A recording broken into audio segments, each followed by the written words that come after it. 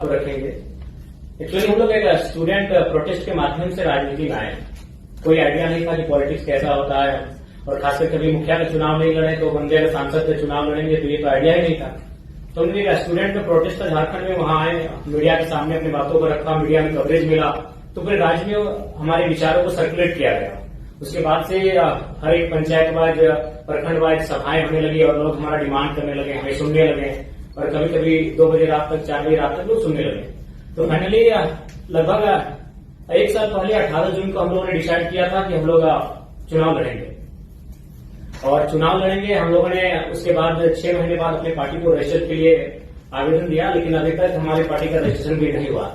और बाकायदा हम लोग 1 साल के कम समय में चुनाव लड़े और बहुत दमदार तरीके से चुनाव लड़े, और झारखंड के हिस्ट्री में फर्स्ट टाइम कोई इंडिपेंडेंट कैंडिडेट 27% मतलब वोट लेके आया है।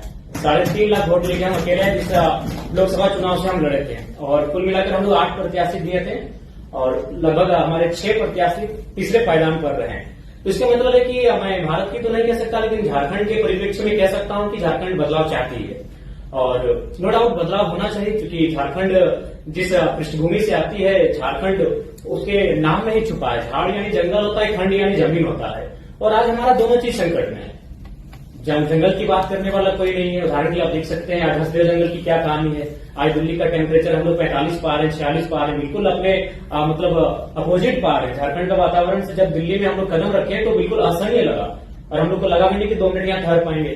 तो कहने की जो झारखंड का इशू है उसके नाम में छुपा है, और लगातार उन इशू पर हम लोग लड़े, उन इशू पर हम लोग बात किए, तभी जाकर जनता ने भी आशीर्वाद दिया। नहीं तो उन पार्टियों से चुनाव लड़ना जो पार्टियां 40 साल पुरानी है, जो पार्टियां 50 साल पुरानी है, जिनका बूथ स्तर में कार्यकर्ता है, जिनके पास धनबल है, उनसे टकरा पाना पॉसिबल नहीं था। तो मेरे कहने का मतलब है आज भी अगर आप, क्योंकि बहुत सारे लोग कहते हैं कि कई साल लगते हैं राजनीति में आने के लिए, सालों लगते हैं, जूते घिस जाते हैं, माने बाल सफेद हो जाते हैं, इस मिथक को तो झारखंड हमने तोड़ दिया है कि मात्र साल भर के अंतराल में हम लोग 3.5 लाख वोट लेकर आए हैं। और बस अगर हमारे पास एक बेहतर टीम होती तो पहला ही चुनाव हम जीत जाते। ज्यादा अंतर नहीं था, जो जीते वो 4.5 लाख लाए, जो सेकंड में 3,70,000 लाए इंडिया गठबंधन वाले, और हमसे मात्र 20,000 कम मेरा वोट था।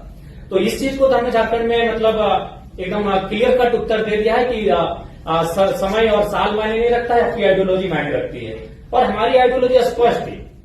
हमने स्पष्ट कहा था चुनाव में कि आप जितने भी लीडर्स हैं, क्योंकि सबसे महत्वपूर्ण जो चीज आती है वो इकोनॉमी की आती है। आज हम यहाँ बैठे हैं, चाहे जिनका जो भी डिपार्टमेंट है, हम लोग कोई साधु संत सन्यासी है नहीं, पीर फकीर है नहीं, हम एक सामाजिक जीवन को जीने वाले हैं, गृहस्थ जीवन को जीने वाले लोग हैं। यानी हमारा सबसे जो महत्वपूर्ण विषय होगा इकोनॉमी होगा, हमारी संपत्ति होगी। तो मैंने वही जनता से कहा कि जिन नेताओं को आप चुनकर भेजते हैं, आप उनके संपत्ति के बारे में पता करें। आज किसी का दिल्ली में, किसी का रांची में, किसी का विदेशों की कंपनियों से टाइप है।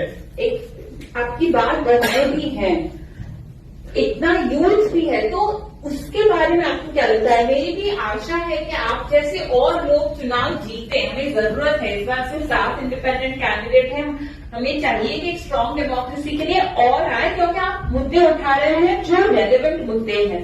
पर ये मुद्दे क्या सिर्फ घर पर के हैं? नहीं, बिल्कुल सबसे ज्यादा प्रभावित महिलाएं होती है। क्योंकि मैं जैसे झारखंड से आता हूं, अगर वहां बात की जाए तो वहां हमारी विधायक मैम जो बैठी है आपके बगल में, और उनका जो क्षेत्र है वो विस्थापित क्षेत्र है, खनन का क्षेत्र है, माइंस का क्षेत्र है। और जब विस्थापन का बात सामने आता है तो जब लोग विस्थापित होते हैं तो ऑब्वियसली महिलाओं को भी बहुत सारा प्रॉब्लम का सामना करना पड़ता है। मान के चलिए जिस क्षेत्र से विधायक आती है उस क्षेत्र का आपको परिचय देता हूँ, 4 प्रकार की फसलें आती है, धान, गेहूं। तो महिलाएं जब अगर विस्थापित ना होती है, क्योंकि झारखंड में बात करें तो आपको विस्थापन की बात करनी होगी, आपको माइंस की बात करनी होगी। जो लोग यहाँ बैठे हैं और इसलिए आप झारखंड को जानते हैं मिनरल्स के लिए, और नो डाउट हम लोग देते हैं 27% कोयला देते हैं, और 40% खरीद देते हैं।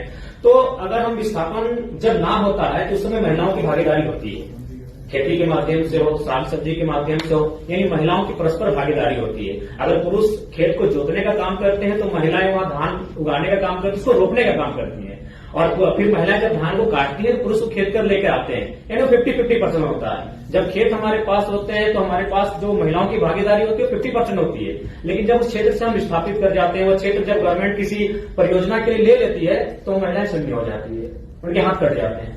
तो लाइक जब हम लोग न्यू झारखंड की बात करेंगे तो महिलाएं ऑब्वियसली बहुत भारी संख्या में होंगी। और इस चुनाव में हमारे पास जो मेरा वोट बैंक रहा 3.5 लाख, उसमें अगर रेशियो भी देखा जाए तो 60% यूथ थे, बाकी 40% महिलाएं थी। तो कहीं ना कहीं उसमें उस दिशा में हम लोग अच्छा काम किए हैं और महिलाओं का अच्छा कनेक्ट भी किए हैं, क्योंकि महिलाओं ने भी इस समस्याओं को देखा। आज अकॉर्डिंग टू कोरोना के टाइम का जो हमारे पास रिपोर्ट था, उसमें 12 लाख झारखंड के प्रवासी मजदूर मिले और उन प्रवासी मजदूर की जो पीड़ा है वो महिलाओं ने भी घर बैठकर देखा कि दिवाली है, होली है या ईद है, उनके बेटे उन्हें प्रदेशों से बधाई भेजते हैं, उनके बेटे उनको विदेशों से बैठ के बधाई भेजते हैं। तो कहीं ना कहीं हमने उनको कनेक्ट किया, उन मुद्दों से महिलाओं को भी हमने कनेक्ट किया, इसीलिए महिला भी खुलकर आई और हमारे पक्ष में मतदान की। और हम आशा करते हैं, क्योंकि हम लोग बार बार कहें हम लोग एक लर्नर हैं और आज इस कॉन्फ्रेंस हॉल में हम लोग भी कुछ सीखने के लिए आए हैं। मैं आपको बताना चाहूंगा, मेरे गिरिडीह लोकसभा में 2261 बूथ हैं। हमको लगता है कि 1200 से 1300 बूथ में हमारा बूथ एजेंट बैठा था, 1000 बूथ में तो हमारा एजेंट नहीं बैठा था, और फिर भी हम लोग वोट गेन करके आए। तो हम लोग ऑब्वियसली लर्नर पीरियड में है और चीजों को जब हम लोग सीखेंगे और जब इस प्रकार दिल्ली में बैठकर, महाराष्ट्र में बैठकर, अन्य प्रदेशों के जाके कॉन्फ्रेंस में बैठेंगे, सेमिनारों में, संगठनों में हम लोग भाग लेंगे और उन चीजों को जब हम लोग सीख कर जाएंगे, कुछ परिपक्व होकर जाएंगे, तो अपने झारखंड में निसंदेह उसका इम्प्लीमेंट करेंगे और बेहतर करेंगे। हम आशा है कि आज जो प्रबुद्ध लोगों के बीच हम बैठे हैं, जब इनसे हम कुछ सीख कर जाएंगे तो आने वाले झारखंड में विधानसभा चुनाव नवंबर में है, हम लोग बेहतर करेंगे। और अखबार की सुर्खियों ने भी संदेश दिया है, हम लोग बेसिक चुनाव हारे हैं, लेकिन आज 4 दिन से लगातार अखबार की सुर्खियों में यही रहा कि जयराम महतो हार के भी झारखंड के राजनीति के नायक बने। और बकायदा नेशनल न्यूज में भी हमें स्थान मिला, द हिंदू में स्थान मिला, द ललित भी गई हुई हमारे इंटरव्यू के लिए। और यही नहीं, बाकी जो नेशनल पार्टियां हैं जिनका सिंबल है वो अभी अब हम लोग से टाइप करने के लिए इंटरेस्ट जता रहे हैं। लेकिन हमने स्पष्ट कह दिया है कि आपकी आइडियोलॉजी हमसे मैच नहीं खाते, हम लोग न्यू पॉलिटिक्स करेंगे, क्योंकि आज हम लोग सिद्धांतिक पॉलिटिक्स की बात करने आए हैं, तो सिद्धांत से कोई समझौता नहीं होगा। 2 चुनाव और हारेंगे, 4 चुनाव और हारेंगे, नहीं जीतेंगे। हमारी जो नई पीढ़ी आएगी वहां से शुरुआत करेगी जहां से हम लोग छोड़ के जाएंगे, लेकिन सिद्धांत से कोई समझौता। Thank you Jairam ji.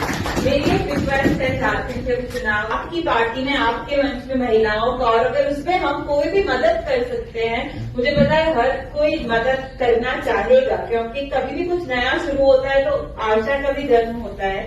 So we would love to help in any way possible. With that